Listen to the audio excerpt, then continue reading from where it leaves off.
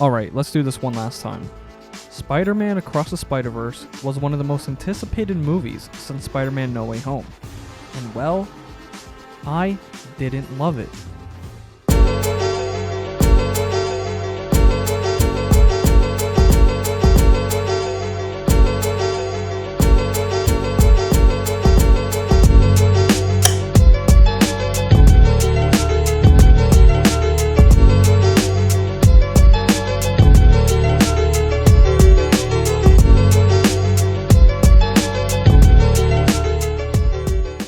So with the release of Across the Spider-Verse and the popularity of my Spider-Man related content, I wanted to, well, give my thoughts on my most anticipated film since No Way Home, Spider-Man Across the Spider-Verse. I absolutely loved Into the Spider-Verse and expected a follow-up that would either match or exceed the expectations that film had set for this series of animated Spidey films to come in the Sony Spider-Man universe. But as you may be able to tell from the title, I didn't love this movie, and I'm going to explain why it failed to live up to my expectations. Number 1, I didn't love Across the Spider-Verse. I liked it. So yeah, maybe I just clickbaited the shit out of you, but hold on, don't click off the video. Because yeah, I didn't love this film like I loved Into the Spider-Verse, even though I did like it. It may even be as good, or hey, better than Into the Spider-Verse, but I just didn't love it the way I loved the first film. Where Into the Spider-Verse felt like a personal Spider-Man story, even with it being a large multiversal event, this film felt like a multiversal event with small personal Spider-People stories. I've spoken about this previously, but the best Spider-Man films / stories are the ones that are extremely personal, and this film failed at making a story that was solely personal. I wanted to love this film the way I loved Into the Spider-Verse, but there's just something about it that didn't live up to the first film. I watched this film 3 times to see if I missed anything the first time I watched it on opening night, but each of the last 2 viewings have proved to me that it just doesn't give off the same emotions or vibes as the first film. And I guess I should go more in depth than that, but I really would rather talk about why the film is actually good and how I actually really liked it, even though it wasn't on the same level as Into the Spider-Verse for me, before I actually get into the negatives. Number 2, what I loved. Now, just because I didn't love the film, it doesn't mean that I didn't love aspects from this film. If you haven't watched the film yet, I do want to just warn you that spoilers are coming, so yeah, you've been warned. First off, let's talk about the entire point of the film, the Spider-Verse, or what it's scientifically called by Miguel O'Hara, the Arachno-Humanoid Poly-Multiverse. The expansion of the characters a part of the Spider-Verse was very fun and cool to see, and the fact that the live action, animated, and video game universes are all connected makes for some very interesting future possibilities for the films and other Spider-Man media. I especially loved the inclusion of Donald Glover's Prowler and the use of footage from Tobey Maguire's and Andrew Garfield's performances. I also really love the fact that Josh Keaton finally got to reprise his role as Spectacular Spider-Man, and the use of alternative Spideys like Spider-Man Unlimited, which is a really crappy cartoon that has an amazing spider suit in it actually. Also, the inclusion of Insomniac Spider-Man and Spider-Man the Cat was super fun to see. It was just like kind of funny that Spider-Man the Cat is actually in it. The character development and expansion of Miles and Gwen's characters was also something that I loved. The personal stories that they were able to tell with their characters was the thing I actually loved the most about this film. I'll say it again, and I'll probably continue to always say it if I make Spider-Man videos. The personal Spidey stories are the best and the most important ones to tell.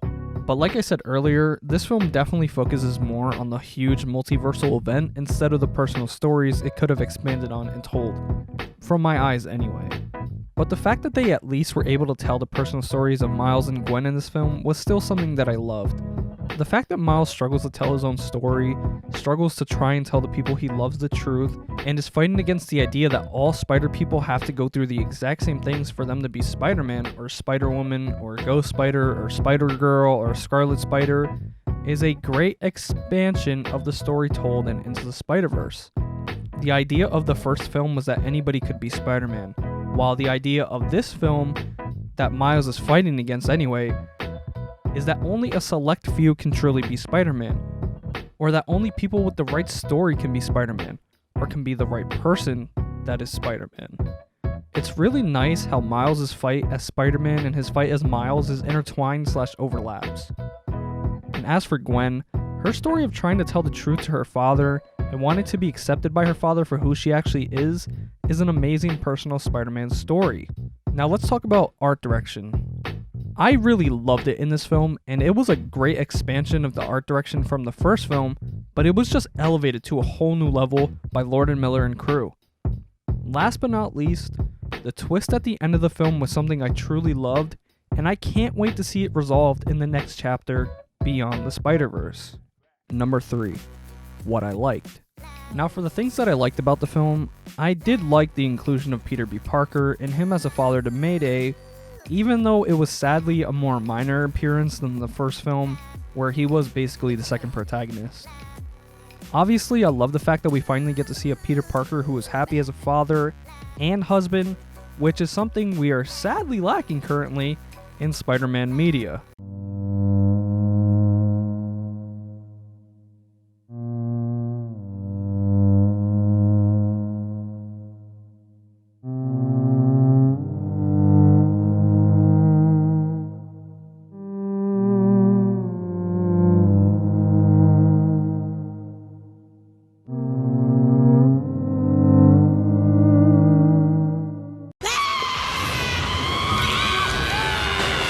I also liked Miguel O'Hara / Spider-Man 2099 and Oscar Isaac's voice performance. I just really love Oscar Isaac as an actor, so anything that he's in I'm probably gonna like. I also really enjoyed the fact that J.K. Simmons is pretty much the film voice of J. Jonah Jameson from now on, with him performing in the role all throughout the film in all the different universes. Now I do think it was a nice touch, but I'll be honest, the only reason I don't completely love this is that it kind of ruins the chance at there being a new, really good J. Jonah Jameson in the film medium for the future, but nevertheless, it was still a really great inclusion in my opinion. There were also really great hints into the next film with the ending and pretty much the assembly of Gwen's new Spider-Verse team, and it brings back the original group from the first film, including some new faces. I'll say that I did enjoy some of the new Spider-People that had significant time on screen, like Spider-Man India / Pavitar and Spider-Bite. I think they helped to show the more fantastical parts of the Spider-Verse, even with the live-action and video game adaptations being included. I also did like the plot / story of the film, believe it or not. Sure, I didn't love it, but I still really liked the film, and actually thought that the plot was really good beyond how I emotionally felt towards the film. And I guess I should clarify everything here just to close out this section. I do think that this film was absolutely a great film. I don't give out scores or anything usually, but on a scale of 10, it was like a 9.2 for me. But compare that to Into the Spider-Verse and Spider-Man 2, and it is just edged out by those films, with Into the Spider-Verse getting a 9.5 and Spider-Man 2 getting a 9.75. I do think this film was amazing. It was brilliant, and from an overall view, it definitely lived up to the hype. But the reason why the first Spider-Verse film edges it out for me is because that film actually focuses more on the personal side of the Spider-People. This film, even with how great it was, just falls flat for me emotionally because it chose to focus more on the big multiversal story over the personal stories that they were able to tell in an effective way, but in ways that pushed them aside for a bigger event that was going on. Sure, I do have my gripes with the film in general that also lend it to fall flat, and I guess I'm gonna go talk about those now. Number 4, what I didn't like. So why don't we talk about some of the negatives of this film in my eyes. First, I just want to quickly trigger warn some of you, because I may or may not get slightly political in this section. Now, I already went over the fact that the story didn't feel as personal as the first film did, so I'll try not to bring it up too much here, but I do want to talk about the pacing of this film really quick as the first big issue. The film has a runtime of a little over 2 hours, yet the film felt like it was over in just an hour. If I remember correctly, I also kind of shit on the pacing of the first film in my review of that film, so guess what? I'm gonna do it again for this one. I think that this has been the biggest issue with both of these films, actually. The pacing is super inconsistent, and shit just either moves too quick or moves super slow. For this movie, everything kind of went super fast while also somehow going super slow. I'll be honest, the movie felt like half of the film. Now yes, I do know that it technically is part one of a two-part story, but there should at least be a somewhat adequate following of the three-act structure, even if the film is only half of the story. For those who don't know the three-act structure, I'll give a really quick rundown of it. You have the first act, where we meet our characters, get familiar with the setting, and get the inciting incident that will kick off the journey or the actual plot of the story. The second act is basically where the conflict starts to arise, while the third act is the resolution to that conflict. Now the second act is usually kind of split into two parts, so in reality it's kind of a four-act structure, but not really. Look, I'm a film student, so sometimes I just have to be technically correct here. So Act 2, Part 1. That typically begins the conflict and ends with a false victory, while Act 2 Part 2 is basically where the story takes a turn for the worse for our protagonists. So how does this relate to Across the Spider-Verse?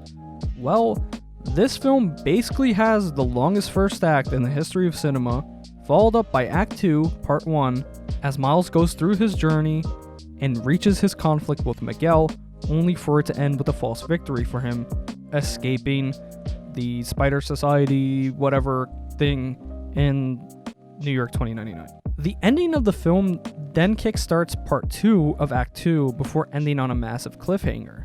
Now, yes, I did say I loved the twist in the film, but the problem is that the movie felt rushed and unfinished in the end. This is all a product of the pacing and the loose following of the three-act structure. The first act doesn't end until around the hour mark of the film, and then the conflict doesn't really show up for another half hour. So it's kind of just completely throwing the three-act structure away and the pacing into the trash with it. And basically like that half hour mark in between the first act and the actual conflict starting is just like part of the journey when they go to India or whatever. So it kind of makes sense, but not really. It's kind of weird. But now the other issue that arises from this is that the movie didn't actually feel like 2 hours because of how long the first act actually took to wrap up. Now most people would say that it's a good thing that the movie didn't feel like a 2-hour film, but it also ends up with an unsatisfying ending with no resolution to the plot because it felt like we only got to watch half of a movie. And you may be wondering, why am I so mad about this? Why am I mad that the first act was so long? Well, here's the thing. The first act is where our brains kind of shut off and we just accept anything that is thrown to us on screen. So typically the first act just feels super fast normally in any film because of that. It's a setup.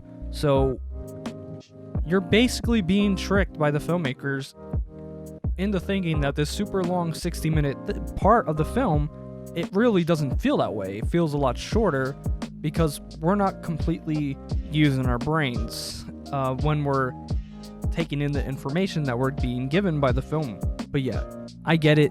You have to have a nice cliffhanger to lead into the next film, and you do have to keep people clinging to more of the story. But the way that they decided to do it was, in my opinion, not the right way to go about it. I think had they ended the film right after it was hinted to us that Miles was in the wrong universe, like maybe he just starts to glitch and they say the line, "We're in the wrong universe" or whatever, it would have been a much more satisfying cliffhanger ending. Because then you can actually make the argument that the film did actually follow a three-act structure, and on second watches or third watches, you can actually piece it together and say, hey, this actually has a beginning, middle, and end. But you can still also throw in the cliffhanger ending to show us that in reality, it still was only half of a film. But I kind of want to digress. Let's get off of the topic because I can argue about this for days. But now I want to really talk about something or some things that actually kind of get on my nerves. And it relates to something that just gets on my nerves time and time again with these Hollywood productions nowadays. And look, this is the trigger warning here. So if you get pissed off, you get pissed off. I don't really give a shit, alright? I first want to talk about the unnecessary race swap for Jessica Drew that was, to me, a great way to destroy the character of Jessica Drew. Overall, I do think that the character was actually just straight up trash. I didn't like the way she was written at all anyway.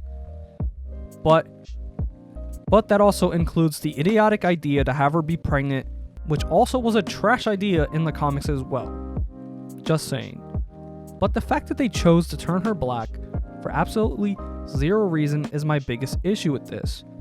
Look, I want more representation for black people in films. I am not saying that you can't have black people being in films. I'm not saying anything like that.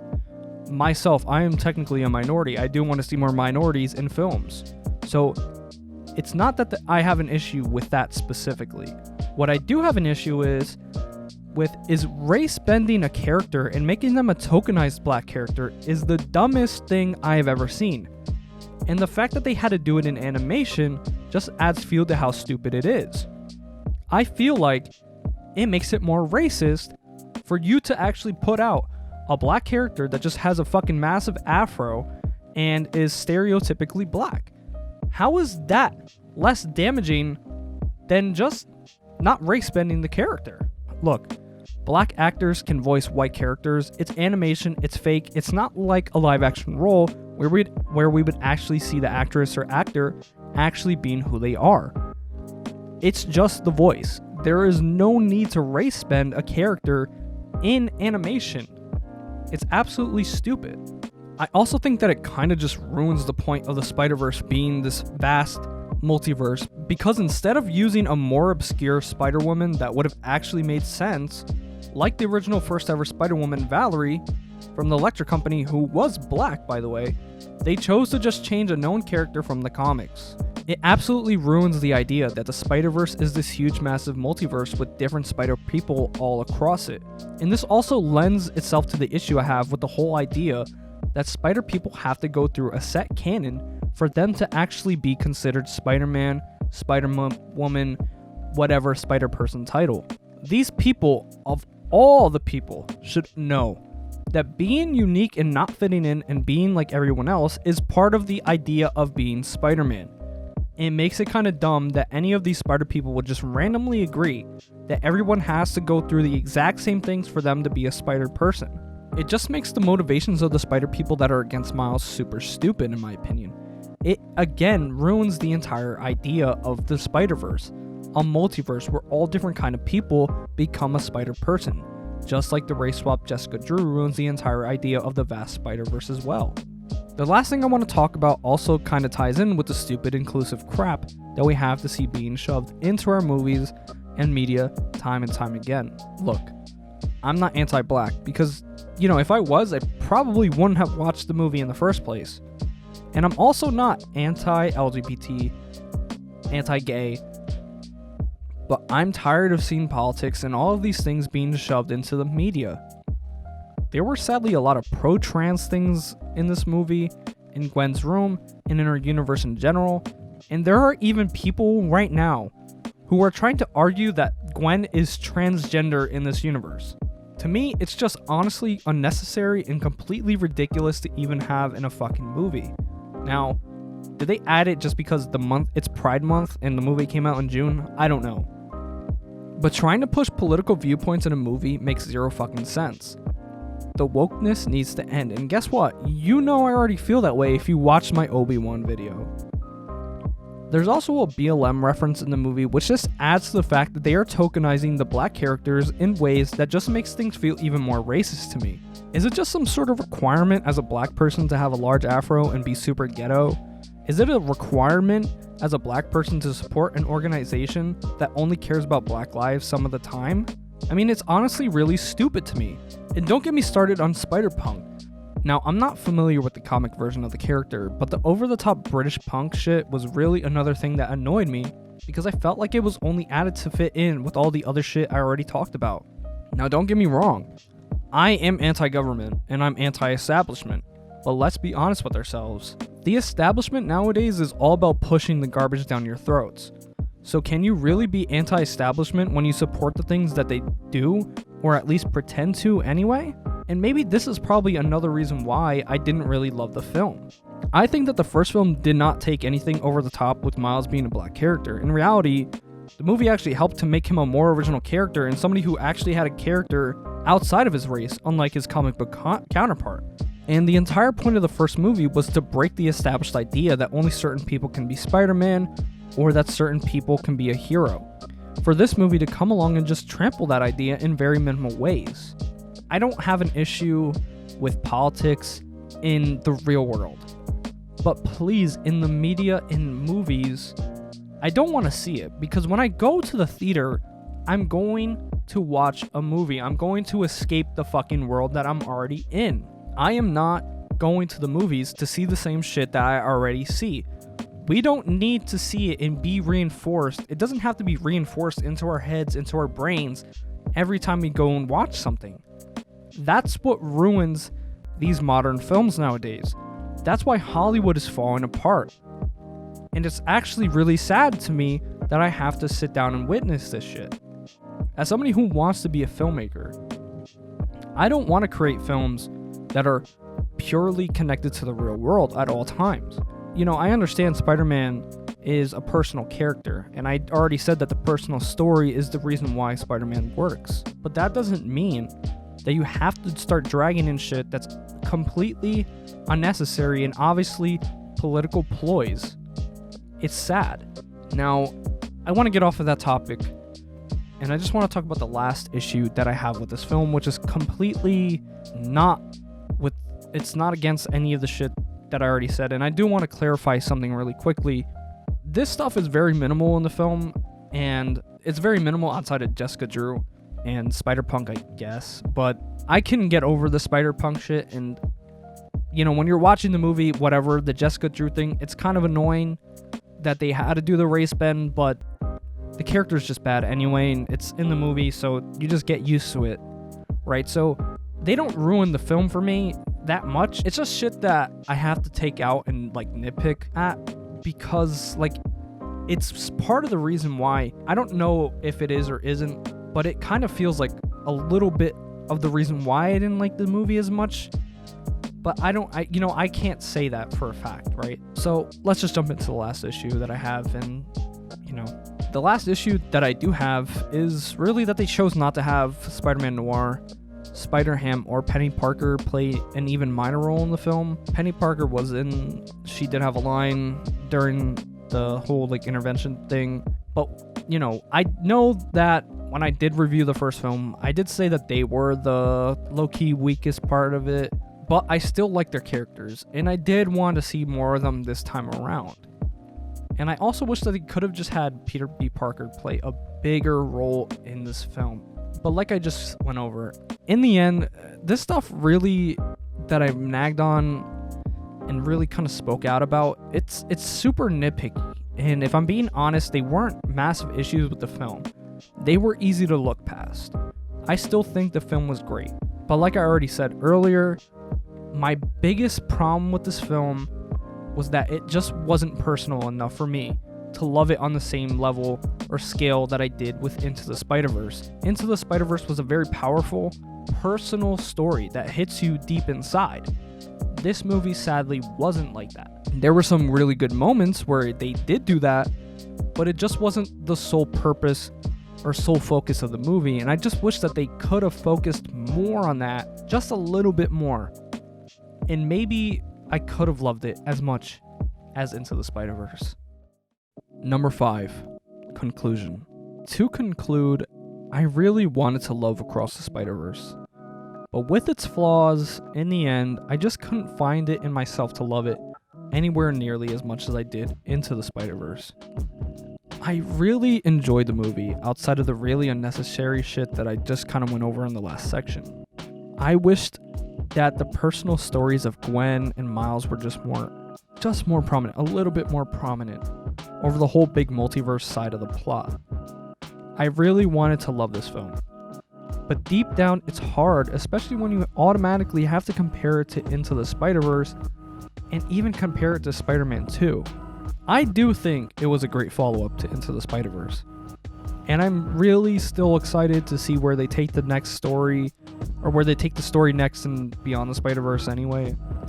But just in the end, I don't know if I could ever love any of these sequels as much as I loved Into the Spider-Verse. And it's a shame because I really do wish that I could love them in the same way.